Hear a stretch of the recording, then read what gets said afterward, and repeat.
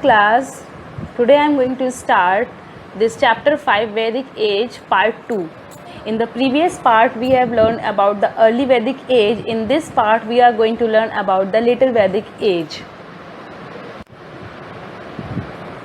The later Vedic period is started from 1000 to 600 BC. As the time passed, people and the practices changed. The life and the times of the later Vedic period are discussed in Yajurved, Samved and Atharved. In the previous one, everything was discussed in the Rigved. So here in this, it was during the later Vedic period that the Brahman, the Anaks, the Upanishad and the Ramayana and the Mahabharata were composed. So in this, let us learn about the social life, political life, economic life and religious life of this period. So first come the social life. The family was still the basic unit of the society, but the status of women fell. In the previous one, in the early Vedic period, women were have the equal right. They can study also, they can choose their husbands according to their choice, they can do anything whatever they want like men. But in this, the status of women fell. They are not allowed to study. They now enjoyed fewer rights and were supposed to do all the household chores. The Varn system was no more open system. This means that a person's Varn was not decided by his occupation anymore, but by his birth. For example, if a boy take birth in a Brahman, that means it is the Brahman's boy, and it will do only the work that the Brahman is doing, and they are on the superior post, on the higher post. And if the child take birth in the Shudras, by birth it is decided for him that he will do only menial jobs, and he was called only Shudra. He is not allowed to do any other work. This was means it is decided by the blood. So during this period, the concept of ashrams were introduced. The concept of ashrams means the first one from the starting, the child, when a child is you can say after 6 years or 12 years, as in their society that was decided, he has to follow brahmacharya. Then after this, he have to do the things that a person, for that he can study, learn battle, learn any whatever the things is required for their life, they have to learn. Next was grahast. After completing his study brahmacharya period, he have to follow the family time. He have to get married and live a family life, that is grahast. Next one is vanprasth. After doing all his work during this grahast time, then he has to move to the van and do some ritual, some things that they have to, it means they have to do the things that the person can do in the van, means he take part from this distance from the grahast. Then after last he became sannyas. The fourth part was sannyas. After vanprasth, he have to follow the sannyas life, the sannyasi. Next is education system. This education system was also quite distinctive at this time, since the students or shishya used to live at their guru's house, thereby calling it a gurukul. So the subjects that were taught in the gurukul were logically. That means for their work. If they want to learn about the battle, they will do. But while living there, they all have to do all the household chores of their gurus. It means they have to wash clothes, clean the ashram, cook food, and went out to search in food. So these all things they have to do for their gurus and for themselves too. So this one is the life of Gurukul. Next is political life. The king became very powerful and his position became hereditary, means the king's son will become king, not another person can be there. But in the previous, the early Vedic age, it was done by the election, means the person who is able and who earned that post will become king. But nowadays, now in this age, it was depend on the birth of the person.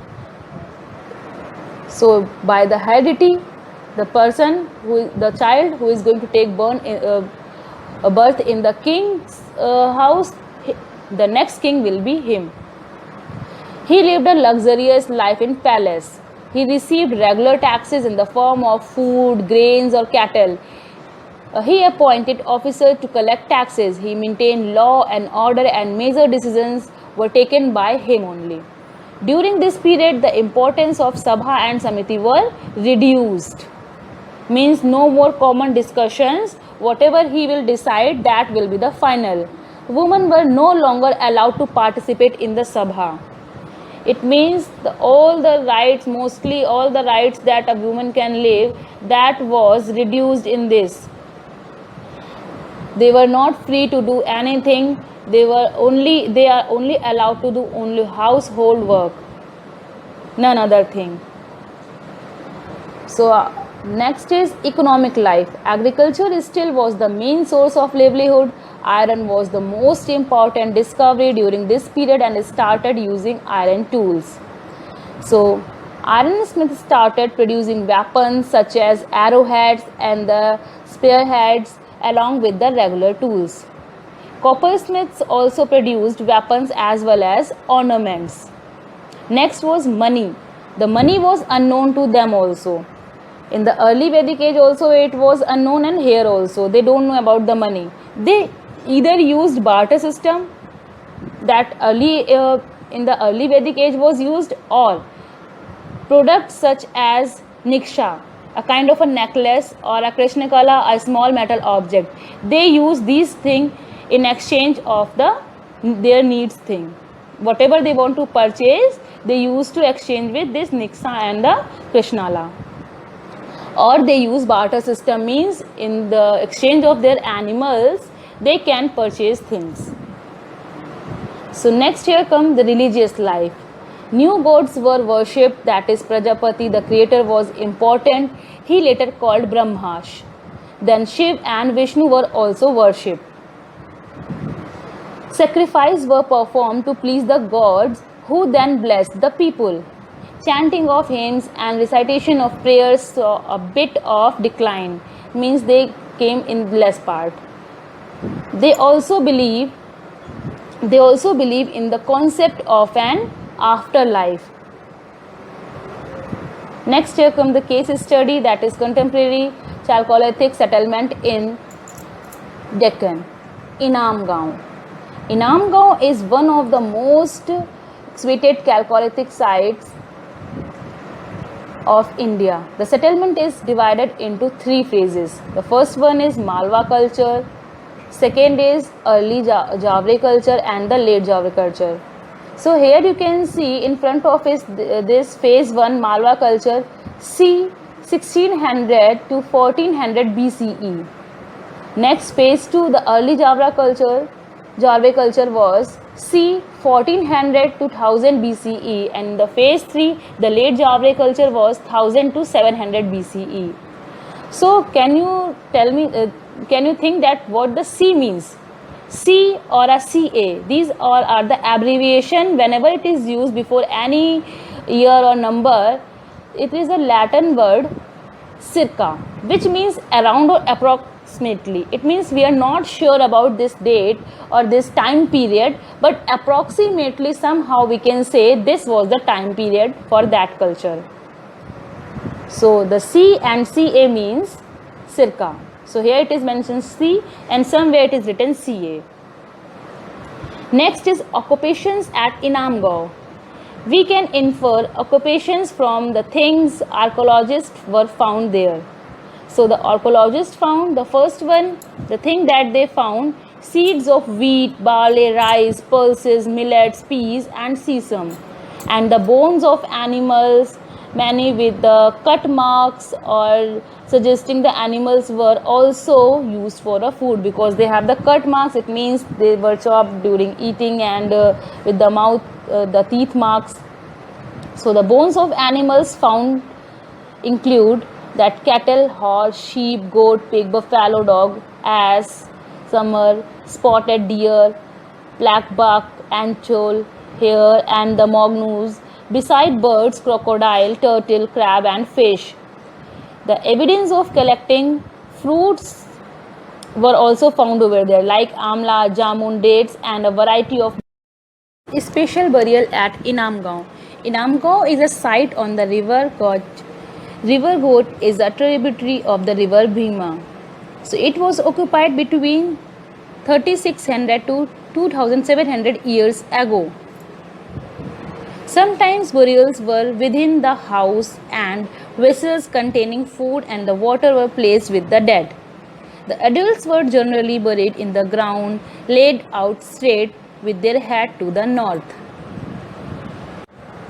Next is megaliths of the northwest and the Deccan. So what is this? The Deccan between, you can say, the timeline of this one, this practice began at 3000 years ago. So these one are the builders called megaliths, which means big stones. So we still have very little idea of who these people were. So they were known as their graves called megaliths because you can say these graves contain skeletons of people and also the pottery and various iron objects such as tools and weapons. These graves were encircled by a big pieces of stone. At the above picture you all can see, this one is the picture. A big stone is kept over here on two stones. This one is a megalith. So many more were found over there. So this one is the megalith culture was spread over the entire Deccan and also the parts of Andhra Pradesh, Karnataka and Tamil Nadu. So during this period that the people were not very advanced, possibly because of lack of exposure to outside world. In course of time, these people began to practice agriculture on a much larger scale, founded cities and came to have a well-defined social classes. So location, these practices was prevalent throughout the Deccan, South India and in the Northeast and in Kashmir too. Next is megalith details. Some megaliths can be seen on the surface and other megalithic burials are often underground. A circle of a stone boulders or a single large stone on the ground the only indicates that there are the burials beneath.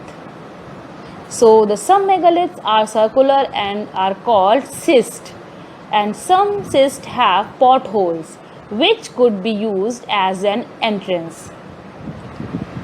And megaliths common burial practices, generally the dead were buried with the, you can say that the pots, the black and the red, whatever they have, the tools and the weapons of iron, and sometimes you can see the ornaments with the gold and the copper, different type.